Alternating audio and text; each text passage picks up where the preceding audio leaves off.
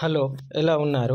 మనం ఈరోజు చెప్పుకోబోయే టాపిక్ వచ్చేసి సిపిసి రెన్యువల్ ప్రాసెస్ తెలుగులో స్టెప్ బై స్టెప్ ఎలా చేయాలి, ఏ విధంగా ఎప్పుడు చేసుకోవాలి, ఏ టైంలో చేసుకుంటే బెటర్ అనే విషయాల్ని మనం ఈ వీడియోలో చూద్దాం.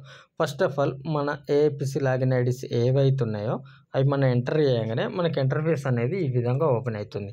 మనకి లెఫ్ట్ కార్నర్లో మై అకౌంట్ కింద మనకు కొన్ని ఆప్షన్స్ చూపెడుతుంది. అందులో లాస్ట్ నుండి థర్డ్ వన్ చూస్తే మెంబర్షిప్ అని ఉంది కదా, ఆ మెంబర్షిప్ని మనం క్లిక్ చేయాలి.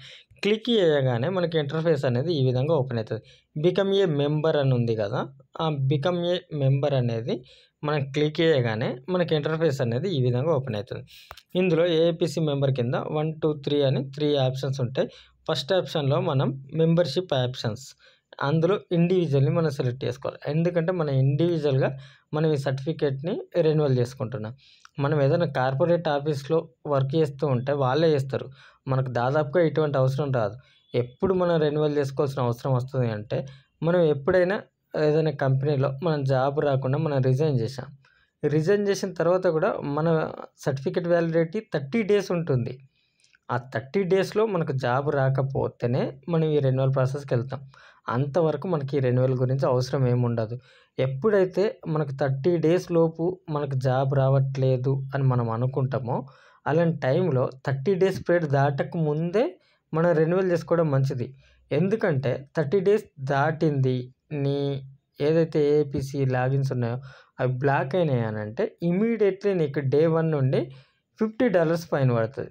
అంటే $210 సర్టిఫికేట్ రెన్యువలేషన్, దాంతోపాటు $50 ఫైన్ పడుతుంది.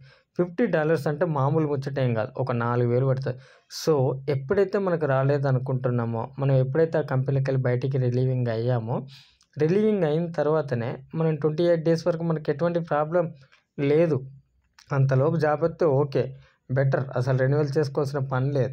కాకపోతే 28 డేస్ దాటుతుంది అని అనుకుంటే మీరు ముందే చేసుకోండి. ఎందుకంటే $50 పోగొట్టుకునే కంటే $210 పెట్టి మనం ఒక 1 ఇయర్ రెన్యువల్ చేసుకుంటే బెటర్. ఎందుకు అని అంటే 2 మంత్స్ తర్వాత కంపెనీలో జాయిన్ అవుతాం, వాళ్ళే కట్టుకుంటారంటే కొన్ని కంపెనీలు మాత్రమే పే చేస్తాయి. 2 మంత్స్ అయినా 3 మంత్స్ అయినా సర్టిఫికేట్ వ్యాలిడిటీలో లేకున్నా కొన్ని కంపెనీస్ మాత్రమే పే చేస్తాయి. అన్ని కంపెనీలు ఏమంటాయంటే మీరే రెన్యువల్ చేసుకోవాలి, మీరు యాక్టివ్లోనే మా కంపెనీలో జాయిన్ కావాలని చెప్తారు. యాక్టివ్ ఉంటేనే తీసుకుంటామని చెప్పే కంపెనీలు కూడా చాలా ఉన్నాయి. సో ఆ రిస్క్ లేకుండా ఎప్పుడైతే మీరు ఖచ్చితంగా నేను బయట ట్రై చేయాలని పెట్టినప్పుడు చెప్పలేం, ప్రతిసారి మనకు 30 రోజులలో జాబ్ రావాలని రూల్ లేదు. కాకపోతే రాని పరిస్థితులలో మీరు ఖచ్చితంగా నేను చెప్పే బెస్ట్ సజెషన్ ఏంటంటే ఆ $50 ఫైన్ పడకముందే రెన్యువల్ చేసుకోవడం బెటర్. మనం ఈ విధంగా ఫస్ట్ ఆప్షన్లో ఇండివిజువల్ అని సెలెక్ట్ చేసుకుంటాం. నెక్స్ట్ స్క్రోల్ డౌన్ చేస్తే థర్డ్లో చెక్అవుట్ అని ఉంటుంది. ఇక్కడ జైన్ నవ్ అని ఉంది కదా, $210 జైన్ నవ్ అని ఉంటుంది. ఆ జైన్ నవ్ని క్లిక్ చేయగానే మనకి ఈ విధంగా కార్డ్ డీటెయిల్స్ అడుగుతుందండి. ఈ కార్డ్ డీటెయిల్స్ని అన్నీ ఎంటర్ చేసి మన పేరు అవన్నీ ఎంటర్ చేసి స్క్రోల్ డౌన్ చేస్తే మనకి ఈ విధంగా వస్తుంది.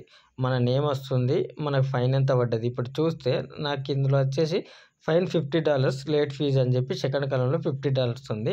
రెన్యువల్ ఇండివిజువల్ ఫీజు వచ్చి $210 ఉంది. ఓవరాల్గా మనకి ఎంత ఉంది, $260 ఇప్పుడు పే చేయాలి. ఒకవేళ అక్కడ కార్డ్ డీటెయిల్స్ ఇచ్చి ఇక్కడ $260ని మనమంతా కార్డ్ డీటెయిల్స్ ఇచ్చి 260 కింద చూసుకుంటే మనకి ఇక్కడ ప్రొసీడ్ పేమెంట్ అని చెప్పి కింద కనబడుతుంది.